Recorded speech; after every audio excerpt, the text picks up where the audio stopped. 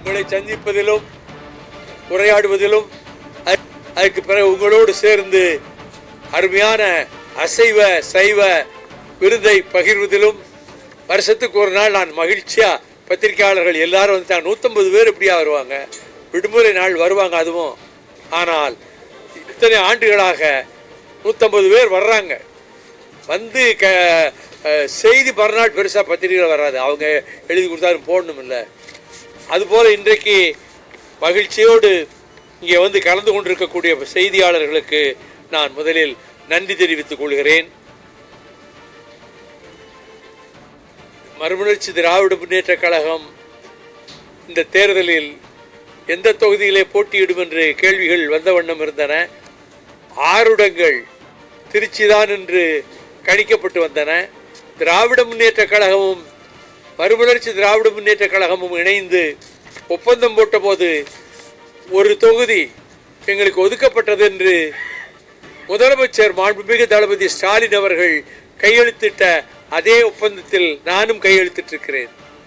எங்களுக்கு ஒதுக்கப்பட்ட தொகுதி ஒரு தொகுதி என்று, எந்த தொகுதி என்று அதில் சொல்லவில்லை. ஆனால் இன்றைக்கு திரும்ப அவர்கள் காங்கிரஸோட எல்லாம் பேச்சுவார்த்தை நடத்திட்டு இருக்கிறதுனால எங்களை அழைச்சி அறிவாலயத்துக்கு அழைச்சி அந்த ஒரு தொகுதி திருச்சிராப்பள்ளி என்று முதலமைச்சர் அவர்கள் கையெழுத்திட்டிருக்கிறார்கள். அதில் நானும் கையெழுத்திட்டிருக்கிறேன்.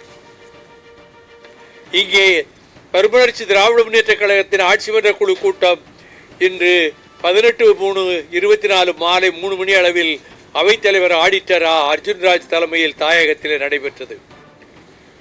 பொதுச் செயலாளர் பொருளாளர் செந்திலதிபன், முதன்மை செயலாளர் துரை வைகோ, துணை பொதுச் செயலாளர்கள் மல்லை சத்யா, ஏகே மணி, ஆடுதுறை முருகன், திமு ராஜேந்திரன், டாக்டர் ரோகையா மற்றும் ஆட்சி மன்ற குழு உறுப்பினர்கள் பங்கேற்றனர்.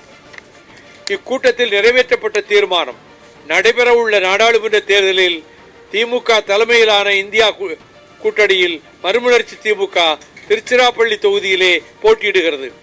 இத்தேர்தலில் மறுமலர்ச்சி திமுக சார்பில் போட்டியிடும் வேட்பாளர் தேர்வு குறித்து கழக ஆட்சி மன்ற குழு கூட்டத்தில் கலந்து ஆலோசனை மேற்கொள்ளப்பட்டது.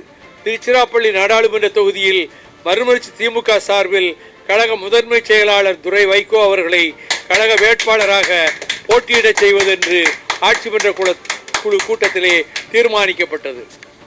எங்களுக்கு ஏற்கனவே பம்பரம் சின்னம் இழந்ததே அது தவறான கணக்கு.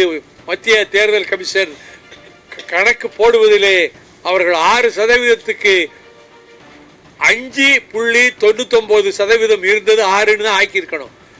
50க்கு கீழே இருந்த ஃப்ராக்ஷனில் இந்த பக்கம் சேர்க்கலாம், 50க்கு மேலே ஃப்ராக்ஷனில் மேலே தான் சேர்க்கணும். ஆனால் எங்களுக்கு அப்படித்தான் எங்களுக்கு அங்கீகாரம் இழந்தோம், சின்னத்தை இழந்தோம்.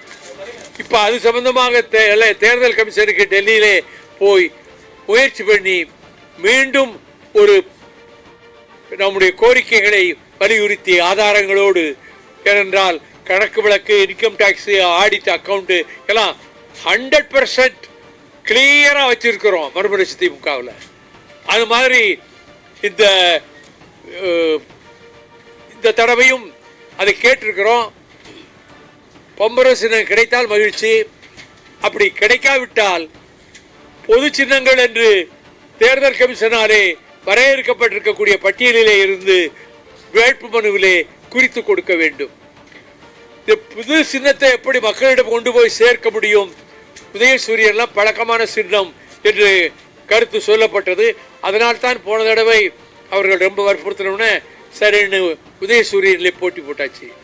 ஆனால் இப்படி போட்டி போடுவது சட்ட ரீதியாக தவறாக வந்துவிடும். அதற்கு ஏதாவது யாராவது வழக்கு போட்டால் அதற்கு பதில் சொல்ல வேண்டிய நிலைமை ஏற்படும் என்பதோடு நம்முடைய தனித்தன்மையையும் பாதுகாத்துக் கொள்வதோடு அப்படி ஒரு சின்னத்தை தேர்ந்தெடுத்து அதை மக்களுக்கு கொண்டு போய் சேர்ப்போம்.